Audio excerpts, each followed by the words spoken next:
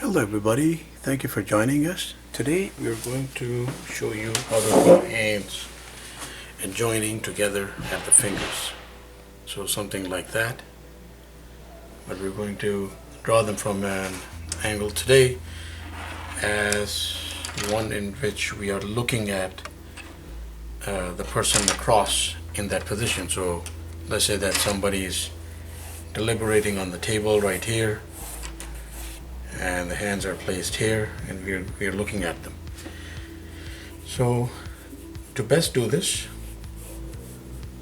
normally we have a different set of instructions. As if you would like to check some of our other videos that feature hands or anatomy of the hands, we have a different method of approaching hands with their particular shapes.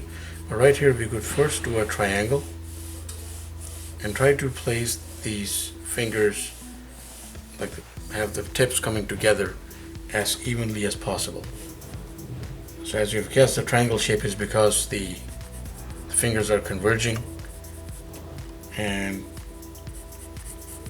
we'll just get the wrists out of the way right there, and then we go into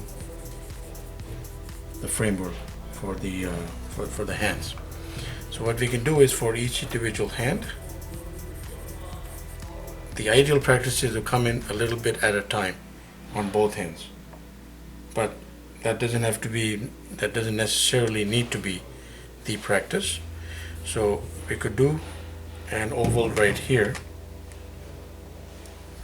to start off. So let's make this straight. Okay, so an oval,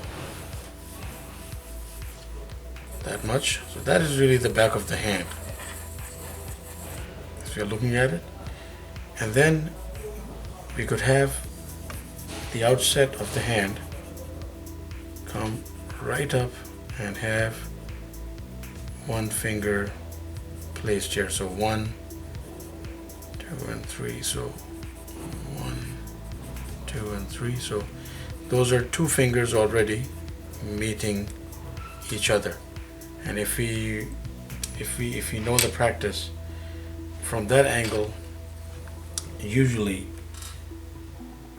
it will be the middle finger that is going to be visible. If we look at our own hands, of course the index finger comes first, but from this angle it's going to be the middle finger, and then we go into the other finger, 1, 2, and 3, just so much apart. 1, 2, 3. So now everything doesn't have to be exactly balanced, because we are not really talking about a geometric shape here. We're talking about flesh and limbs and joints, and sometimes there can be subtle differences in the size of the fingers, the anatomy and the placement, though from the outset it is all really just perfection. Okay.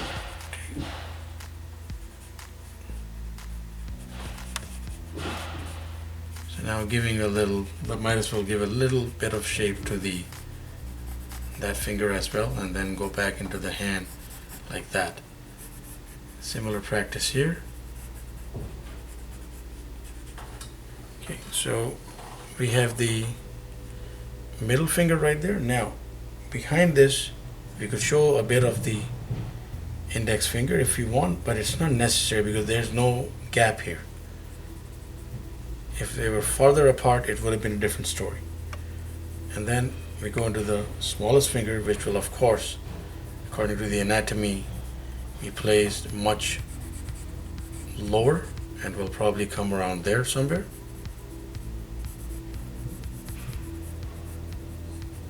It'll also be the most outstretched finger, so we could just go and do that.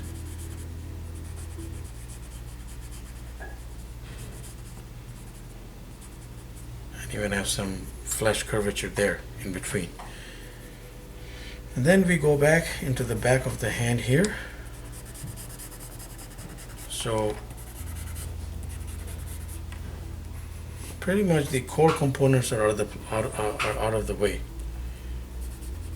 Let's make that little smaller according to the other finger. But then we can also have knuckles. Now with the slightest change in the placement of the angle, the knuckles, whatever is visible to us, changes. That is what we have always maintained. But now we're going to go and throw in a bit of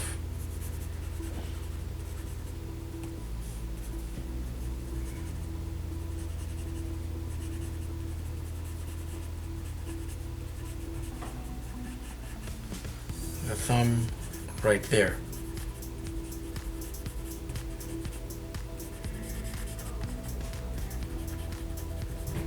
And then just have the other part vanish in there. So what's going to happen is that, as we have said, that every hand is different, and how the anatomy is placed with the slightest change in the angle, the way we look at it immediately changes. But that's one way of going around it. So in this case, the index finger is not really visible.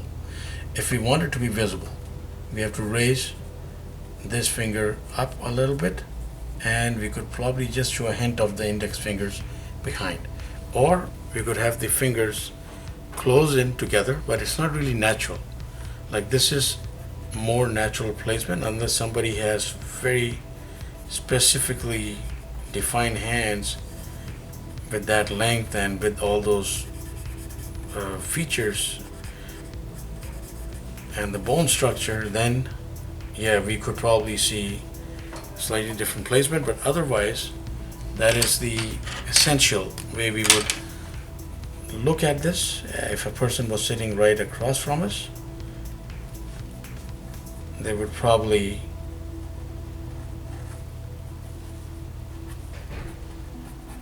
it will probably appear like that. And you could Google images. There's a lot of stuff out there to practice with, and